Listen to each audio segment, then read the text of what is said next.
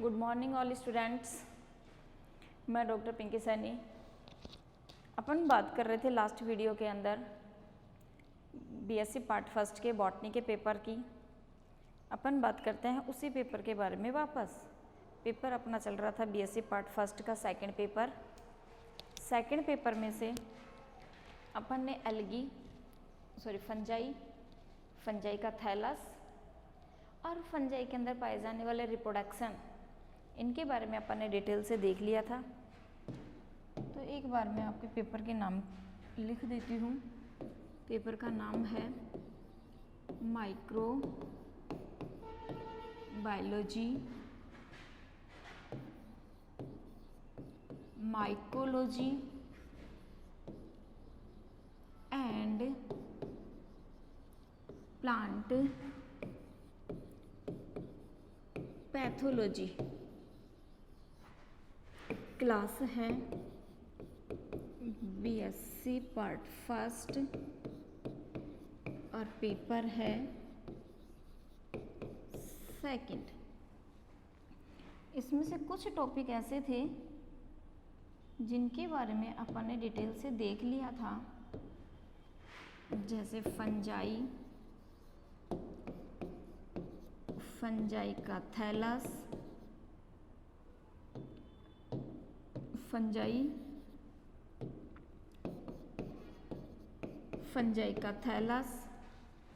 Fungi का reproduction, और इसी के साथ अपन ने देख लिए थे रिप्रोडक्शन के टाइप्स। आज अपन बात करते हैं फंजाई के अंदर होने वाले रिप्रोडक्शन के बाद में अपन ने बात कर ली थी नंबर 1 वेजिटेटिव रिप्रोडक्शन की, नंबर 2 सेक्सुअल रिप्रोडक्शन की और नंबर 3 एसेक्सुअल रिप्रोडक्शन। इनके बारे में अपन जो है वो डिटेल से देख चुके थे। आज अपन बात करते हैं इस फंगस से होने वाले लाइफ साइकिल के बारे में। तो आज जो है वो अपना टॉपिक है लाइफ साइकिल इन फंजाई। कवक में जीवन चक्र।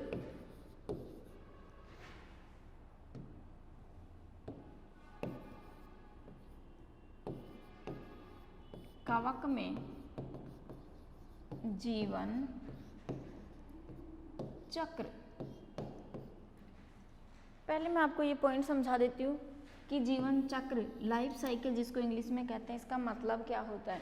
इसका मतलब होता है कि कोई भी, चाहे प्लांट्स हो चाहे वो एनिमल्स हो, प्लांट्स भी चाहे लोअर क्रिप्टोगेम्स हो, एनिमल्स भी चाहे वो नॉन डेवलप्ड हो, इन सब के लाइफ साइकिल जो है वो 2 टाइप की, 3 टाइप की या 1 टाइप की हो सकती है। कईयों में एक ही टाइप की होती है, जैसे ह्यूमन बींग्स के अंदर कभी भी कायिक जनन या अलैंगिक जनन जैसी क्रिया नहीं होती। इसकी लाइफ साइकिल केवल एक ही तरह से लैंगिक जनन के द्वारा ही पूर्ण होती है।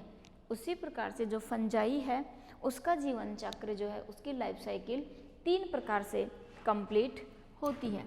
तो उसमें से अपन फर्स्ट की बात करें, फर्स्ट होती है हैप्लोबायोटिक हैप्लॉन्टिक। हैप्लोबायोटिक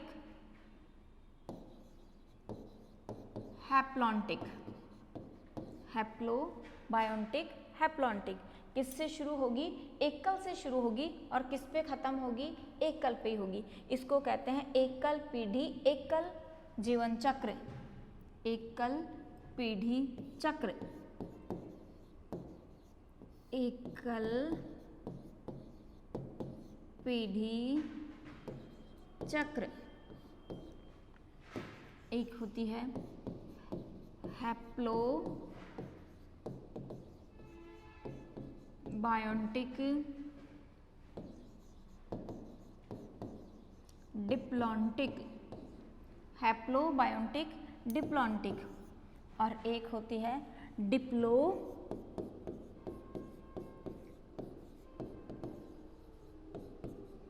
बायोटिक। एक कौन सी होती है? डिप्लोबायोटिक। अपन बात करते हैं इन तीनों की बहुत अच्छे से, बहुत इजी है अगर आप इनको ध्यान से समझोगे तो। नाम है हैप्लोबायोटिक, हैप्लॉन्टिक, नाम है हैप्लोबायोटिक, डिप्लॉन्टिक, नेक्स्ट है डिप्लोबायोटिक। तीनों के पहले नाम को समझना है। अगर हम इनका नाम समझ में आता है तो पीढ़ी एकांतरण समझने में नो प्रॉब्लम, कोई प्रॉब्लम नहीं आती।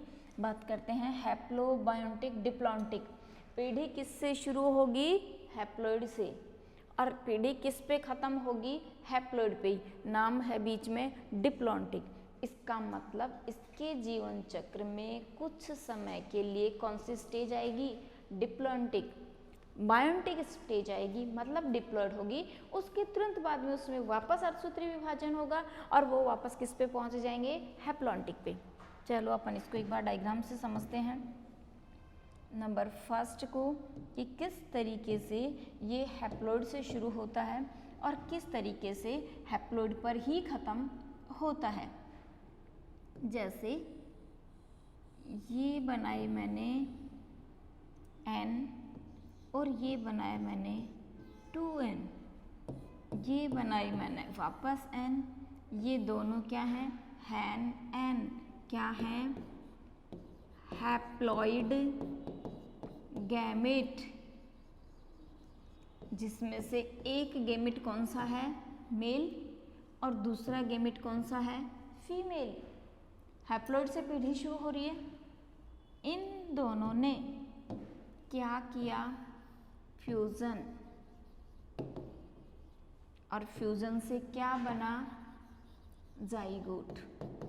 पीढ़ी किससे शुरू हुई? हैप्लॉइड से हुई। दोनों ने फ्यूजन किया, जाइगोट बनाया। जाइगोट ने पुनः अपना क्या किया? मेयोसिस किया, अर्धसूत्री विभाजन किया, और अर्धसूत्री विभाजन से वापस क्या बन गई? Haploid cell. ये हैप्लॉइड सेल वापस क्या बना देंगी? मेल और फीमेल गैमेट। क्या बना देंगी वापस से? मेल और फीमेल गैमेट।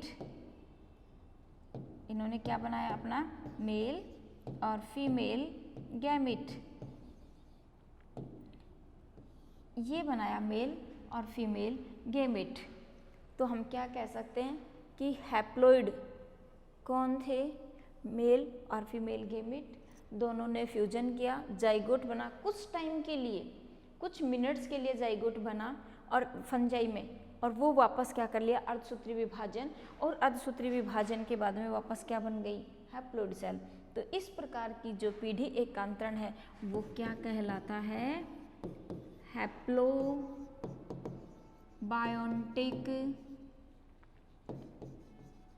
हैप्लॉइड। क्या कहलाता है? हैप्लोबायोटिक हैप्लॉइड। अब अपन बात करते हैं नेक्स्ट की, नंबर 2 हैप्लोबायोटिक और उसके साथ में डिप्लॉन्टिक। हैप्लोबायोटिक और साथ में ही क्या है?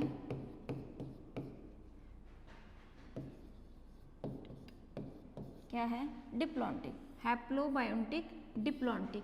पीढ़ी किससे शुरू होगी? हैप्लॉन्टिक से। किस पे खत्म होगी? डिप्लॉन्टिक पे। मतलब दो मिल गैमेट आपस में फ्यूजन करके जाइगोट बनाएंगे और वो जाइगोट बाद में विभाजन नहीं करेगा। मतलब स्टेज में सेल्स कौन सी रहेंगी? गैमेटोफाइटिक नहीं, स्पोरोफाइटिक सेल्स रहेंगी। जैसे ये बनाया मैंने एक मेल गैमेट, दूसरा बनाया ये मैंने फीमेल गैमेट। दोनों कैसे हैं? हैप्लॉइड हैप्लॉइड है। किस फॉर्मेशन में है? गैमेट के फॉर्मेशन में है। इन दोनों ने आपस में क्या किया? फ्यूजन किया, और फ्यूजन से क्या बना? जाइगोट बना।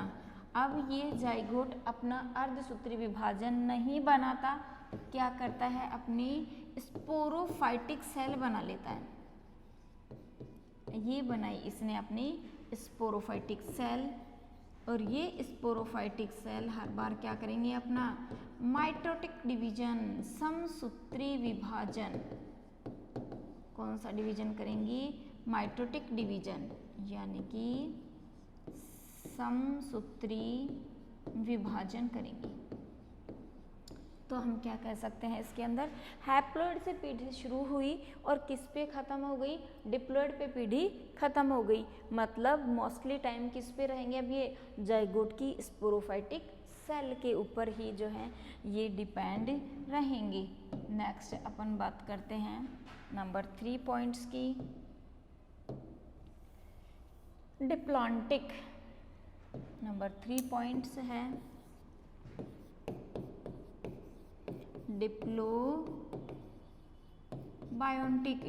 किससे शुरू होगी, डिप्लॉइड से, और किस पे ख़त्म होगी, डिप्लॉइड से ही, डिप्लॉइड पर ही ख़त्म होगी। तो इस प्रकार का पीढ़ी जनरेशन जो है वो 2 प्रकार का होता है। एक होता है गैमेटोफाइटिक और दूसरा होता है स्पोरोफाइटिक।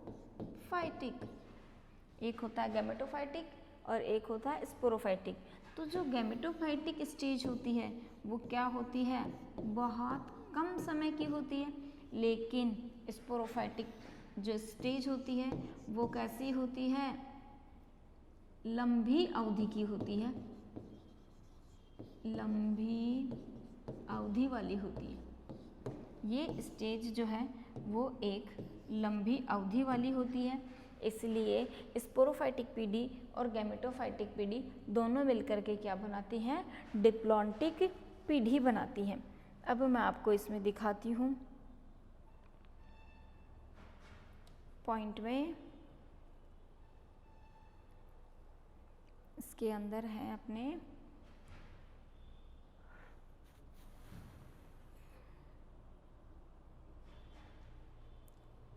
इसके फोटोज़ के साथ मैं आपको दिखाती हूँ कि किस तरीके से जो है ये अपना पीढ़ी एकांतरण जो है वो कर पाते हैं, और पीढ़ी एकांतरण करते हुए अपना क्या करते हैं, इस तरीके से अपने उसके अंदर उनको एक पीढ़ी से दूसरी पीढ़ीज जो हैं उसके अंदर उनको ट्रांसफ़र जो है वो करते रहते हैं।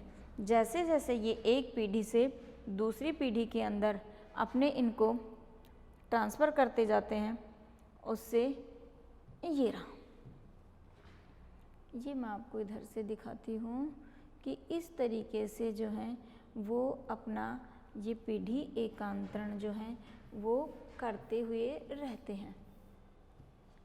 कि पीढ़ी एकांतरण जो फंगस है उसके अंदर 3 टाइप से इसके अंदर पीढ़ी एकांतरण पाया जाता है। एक पीढ़ी एकांतरण होता है हैप्लॉन्टिक, और हैप्लॉन्टिक के साथ साथ वापस किस पे ख़त्म होगा, हैप्लॉन्टिक पे ही ख़त्म हो जाएगा। हैप्लोबायोन्टिक हैप्लॉन्टिक पीढ़ी एकांतरण, और एक होता है हैप्लोबायोन्टिक डिप्लॉन्टिक पीढ़ी एकांतरण, और एक होता है डिप्लोबायोन्टिक पीढ़ी एकांतरण। तो जैसे जैसे इसके अंदर ये हैप्लॉन्टिक पीढ़ी एकांतरण जो एकल पीढ़ी से शुरू होता है और एकल पीढ़ी पे ही ख़त्म हो जाता है। दूसरा होता है हैप्लोबायोन्टिक डिप्लॉन्टिक, हैप्लॉइड से शुरू होगा और किस पे ख़त्म होगा, डिप्लॉइड से ख़त्म होगा। एक होता है डिप्लोबायोन्टिक जो डिप्लॉइड से शुरू होगा और डिप्लॉइड पे ख़त्म हो जाएगा। इसके अंदर दोनों पीढ़ी एकांतरण पाए जाते हैं, जिसमें से मैंने आपको हैप्लोबायोन्टिक डिप्लॉन्टिक के बारे में शुरू समझाया कि जो डिप्लॉइड स्टेज है, यानी कि ये जाइगोटिक स्टेज, ये जो जाइगोटिक स्टेज है ये बहुत कम टाइम के लिए रहती है। किसमें, हैप्लोबायोन्टिक हैप्लॉन्टिक में। ये मेल फीमेल हैप्लॉइड हैं, ये जैसे एक दूसरे से फ्यूजन करते हैं तो जाइगोट बनता है। ये जाइगोट फंजाई का क्या करता है, तुरंत अपना मियोसिस करता है, और तुरंत मियोसिस करते ही क्या कर लेता है, अपना अर्धसूत्री विभाजन कर लेता है। अर्धसूत्री यानी कि अर्धसूत्री विभाजन करने के तुरंत बाद में क्या करता है, ये वापस वही हैप्लॉइड सेल में आ जाता है। इसका मतलब हैप्लॉन्टिक से कौन सा बना, हैप्लॉन्टिक ही से लाइफ साइकिल शुरू हुई और हैप्लॉन्टिक पर ही क्या हो गई, ख़त्म हो गई। नेक्स्ट बात कर रहे थे अपन हैप्लॉन्टिक के साथ क्या है, डिप्लॉन्टिक है। इसका मतलब इनकी लाइफ साइकिल जो है वो किससे शुरू हुई, हैप्लॉइड से तो शुरू हुई, हैप्लोबायोटिक है, लेकिन ख़त्म किस पे हुई, डिप्लॉन्टिक पे, यानी कि डिप्लॉइड लाइफ साइकिल के ऊपर क्या हो जाती है, ये ख़त्म हो जाती है। अब इसके अंदर क्या होता है कि जो जाइगोट होता है ये अपना विभाजन मियोसिस टाइप का नहीं करता है, बल्कि ये अपना विभाजन जो है वो कौन सा करता है, माइटोटिक टाइप का विभाजन करता है, समसूत्री विभाजन करता है। इस समसूत्री विभाजन के कारण इसकी जो कोशिकाएं होती हैं वो क्या करती हैं, अपने क्रोमोसोम को अपने पेरेंटल क्रोमोसोम के समान, यानी कि अपने क्रोमोसोम को इस 2n के समान, यानी कि इस 2n के समान ही क्या करती है, हमेशा बनाती रहती है। तो इसका पीढ़ी एकांतरण किस पे ख़त्म होता है, डिप्लॉइड पे ही ख़त्म हो जाता है। नेक्स्ट बात करते हैं अपन इसमें पॉइंट नंबर 3, जो कौन सा है, डिप्लोबायोटिक किस पे शुरू हुआ, डिप्लॉइड पे शुरू हुआ, किस पे ख़त्म हुआ, डिप्लॉइड पे ही ख़त्म हुआ। यानी कि स्पोरोफाइटिक जो पीढ़ी होती है इसके अंदर वो बहुत कम टाइम के लिए रहती है, और जो गैमेटोफाइटिक पीढ़ी होती है वो बहुत लंबे टाइम तक रहती है। तो जो स्पोरोफाइटिक पीढ़ी होती है, जो गैमेटोफाइटिक पीढ़ी होती है, ये जब कम समय के लिए रहती है तो इसमें केवल गैमेट्स का फॉर्मेशन होता है। जैसे गैमेट्स का फॉर्मेशन हुआ तो वो गैमेट्स क्या करते हैं, आपस में अपोजिट टाइप के गैमेट्स आपस में फ्यूजन करके और लैंगिक जनन की प्रक्रिया को कंप्लीट करते हैं, और लैंगिक जनन की प्रक्रिया के द्वारा वापस कौन सी स्टेज आ जाती है, स्पोरोफाइटिक जनरेशन आ जाती है। और वो स्पोरोफाइटिक जनरेशन क्या करती है, इसके अंदर बहुत लंबे समय के लिए चलती है। तो ये मैं आपको दिखाती हूँ इसके अंदर कि एक बार किस तरीके से ये इनकी लाइफ साइकिल के अंदर चलती है। लाइफ साइकिल ऑफ फंजाई, इसके अंदर मैं आपको दिखाती हूँ कि इस तरीके से इनके अंदर लैंगिक और अलैंगिक जनन की जो प्रक्रिया होती है वो संपन्न होती है। जैसे इस डायग्राम में दिखाया गया है कि इस तरीके से ये जो है वो क्या करते हैं, अलैंगिक और लैंगिक जनन की जो प्रक्रिया है उसको कंप्लीट करती हैं। ये एसेक्सुअल रिप्रोडक्शन के बारे में बताया गया है, और एसेक्सुअल रिप्रोडक्शन जिसमें अपन बात कर रहे थे इसके स्पोरोफाइटिक फेज की, जो स्पोरोफाइटिक और जो गैमेटोफाइटिक फेज थी वो दोनों अपने इस तरीके से विभाजन करती हैं और क्या बना देती हैं, अपने अलग अलग फॉर्मेशन के अंदर इसको बना देती हैं। जैसे ये बनती है तो इसके अंदर क्या बन जाता है, माइसीलियम बनते हैं, माइसीलियम से ऊगोनियम बनते हैं, ऊगोनियम से स्पोर बनते हैं। ये स्पोर वापस क्या कर लेते हैं, अपना जर्मिनेशन कर लेते हैं। तब तो वो क्या हुई, एसेक्सुअल रिप्रोडक्शन कंप्लीट होता है। लेकिन सेक्सुअल जब रिप्रोडक्शन होता है तो क्या होता है कि मेल और फीमेल यानी कि दोनों के बीच में सबसे पहले कैरियोकाइनेसिस की क्रिया होती है।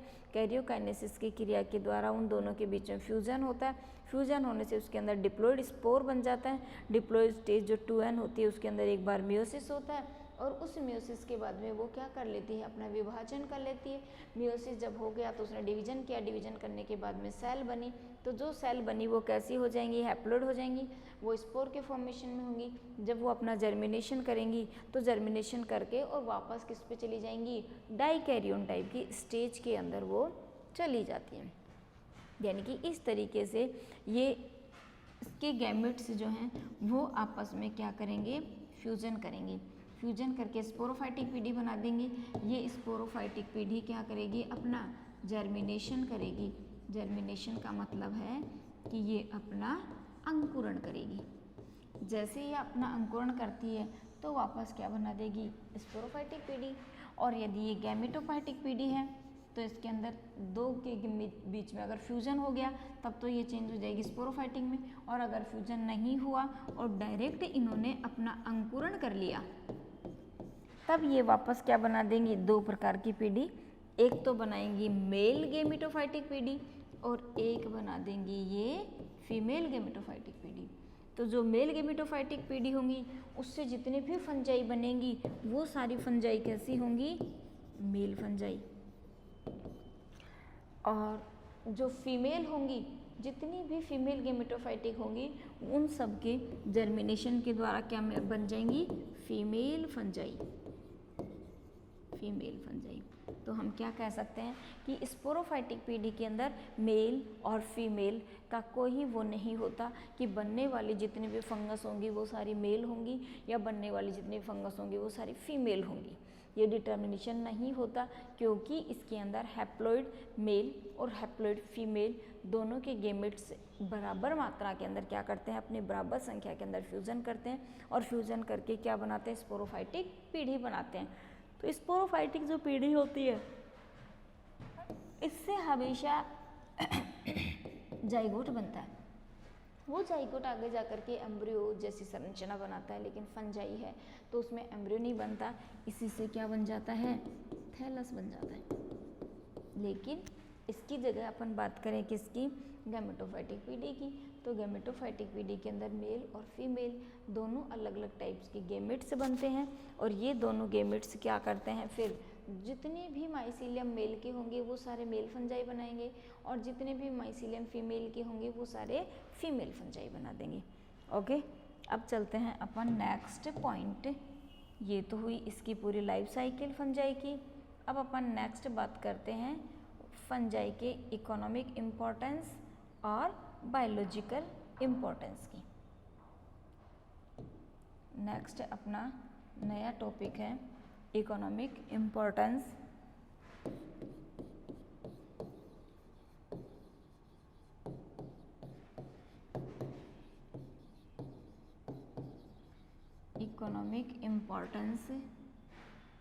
Of fungi. फंजाई के आर्थिक महत्व यानी कि कवक के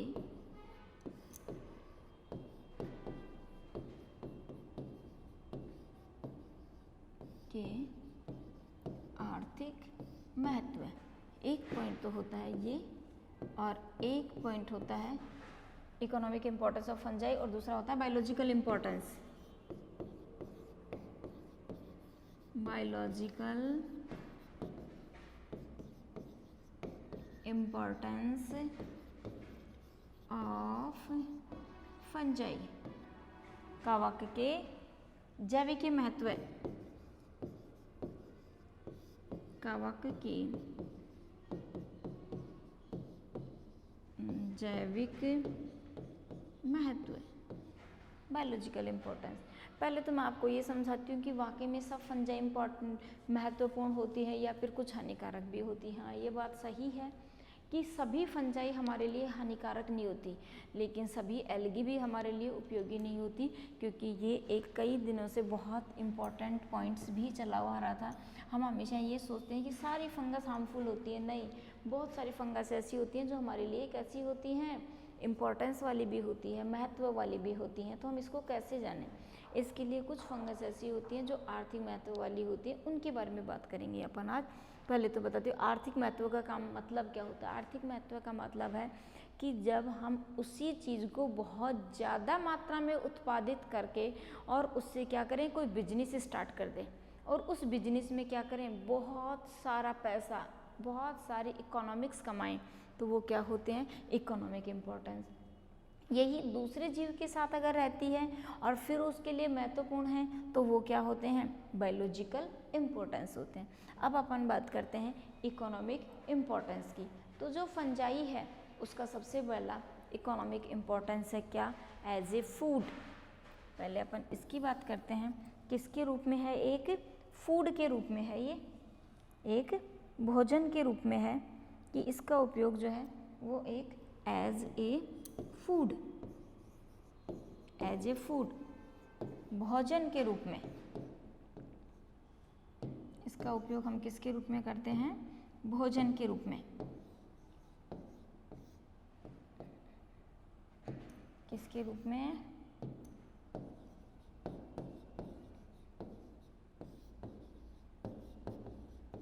भोजन के रूप में। अब हमसे कोई बात पूछ ही ले कि हम फंगस को जो है वो भोजन के रूप में कैसे यूज करते हैं। जैसे बात करें फर्स्ट पॉइंट की कि जितनी भी हम ब्रेड, टॉस, ये सब यूज करते हैं, ये सब क्या करते हैं, जैसे आटा है तो आटे को क्या किया जाता है, कुछ टाइम के लिए फर्मल्ट्रेट करते हैं, बेकरी के रूप में फर्मल्ट्रेट किया जाता है और जब हम उसको बेकरी के रूप में फर्मेंटेट करते हैं तो उससे क्या होता है, हम आटे के अंदर खमीर उठ जाता है। उस खमीर से क्या होता है कि उस आटे की जो क्वांटिटी है, जो स्पंजी फ्लॉपीपन है उसका, वो क्या होता है, बढ़ जाता है। जब हम उसी आटे से ब्रेड बनाते हैं जिसको हम डबल रोटी कहते हैं, तो वो क्या हो जाती है, उसके कारण उसका टेस्ट, उसका फ्लेवर सब क्या हो जाते हैं, चेंज हो जाते हैं। और उन सबको हम किसके रूप में यूज करते हैं, बेकरी की इंडस्ट्री के रूप में। तो भोजन के रूप में किस तरीके से करते हैं हम, जैसे ब्रेड के रूप में, डबल रोटी जिसको कहते हैं उसके रूप में, या फिर हम टोस्ट के रूप में, या फिर जैसे और भी सिंपल बताऊं, जैसे दूध जमाने में, दूध से दही बनाने में। तो दूध से दही बनाने के लिए हम क्या डालते हैं, थोड़ी सी क्वांटिटी के अंदर छाछ या फिर दही डालते हैं। क्यों, क्योंकि उसके अंदर क्या प्रेजेंट होते हैं, बैक्टीरिया प्रेजेंट होते हैं।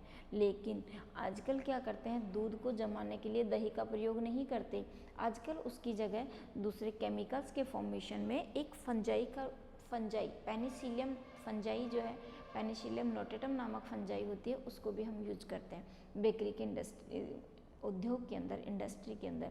जिससे क्या होता है कि उसके अंदर खमीर उठ जाता है, किण्वन की क्रिया हो जाती है। उस किण्वन की क्रिया के कारण क्या होता है कि उसका टेस्ट और उसका फ्लेवर क्या हो जाता है, चेंज हो जाता है। तो पहला होता है एज ए फूड, भोजन के रूप में।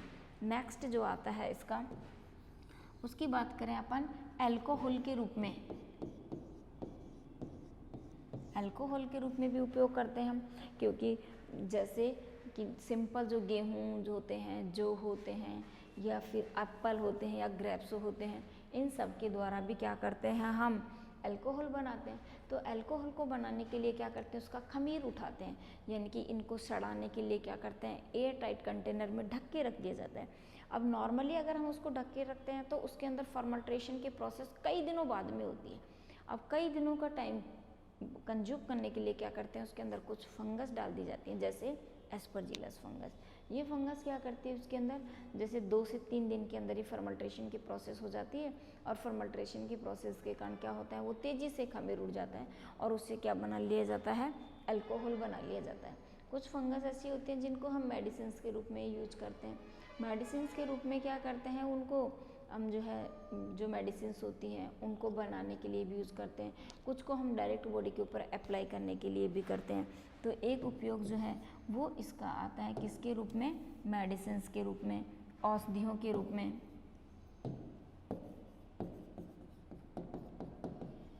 मेडिसिन के रूप में भी हम इसको यूज करते हैं, खाद्य पदार्थों के रूप में भी हम यूज करते हैं, अल्कोहल के रूप में भी यूज करते हैं।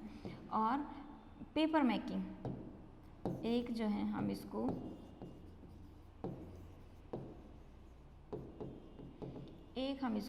पेपर मेकिंग के रूप में भी यूज करते हैं। और साथ ही बायोलॉजिकल की बात करें तो फंगस जो है वो एक एलगी के साथ, बायोलॉजिकल की अपन बात करें इसमें, तो जो फंगस है वो किसके साथ, एक एलगी के साथ में क्या करती है, अपना रिलेशन बना लेती है। तो एक से दूसरे को बेनिफिट रहता है और वो क्या करती है, अपने जीवन यापन को संपन्न करती रहती हैं, तो जैविक के रूप से।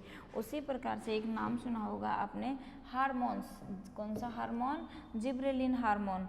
तो जो जिब्रेलिन हार्मोन होता है उसके अंदर क्या प्रेजेंट होता है, जिब्रेला प्रेजेंट होता है। इससे अपन बात करें नंबर 6 नंबर कि एक हार्मोन होता है जिब्रेलिन हार्मोन, ये एक हार्मोन होता है। और इस हार्मोन का उपयोग जो है अगर किसी पादप के ऊपर छिड़क दिया जाए तो जिब्रेलिन हार्मोन जो है वो किससे बना हुआ है, जिब्रेला से बना हुआ है। और जिब्रेला जो है वो अपने आप में क्या है, एक फंजाई है। तो जिब्रेला फंजाई है जिसका उपयोग अगर किसी पादप के ऊपर जिब्रेलिन का छिड़काव कर दिया जाए तो वो प्लांट बहुत तेज़ी से लंबाई में बढ़ जाता है। मतलब उसमें सेल डिवीजन की क्रिया जो है और सेल ग्रोथ और सेल डेवलपमेंट बहुत फास्टली शुरू हो जाता है।